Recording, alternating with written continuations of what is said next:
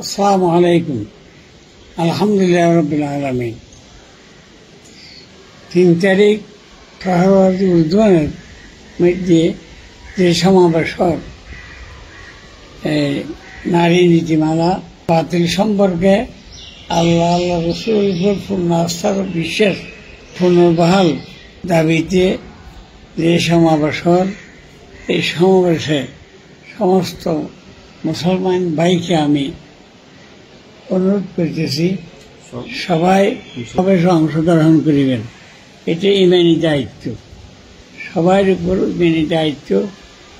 এই নারী নীতিমালা বাতিল এবং আল্লাহর উপর পূর্ণ আস্থা বিশ্বাস বহাল, এটা সমস্ত মুসলমানের উপরে এটা দায়িত্ব হিসেবে, ইমানি দায়িত্ব হিসেবে সবাই অংশগ্রহণ করিবেন। এটা আমার অনুরোধ। আল্লাহ তাআলা সবাইকে তৌফিক দান করুন।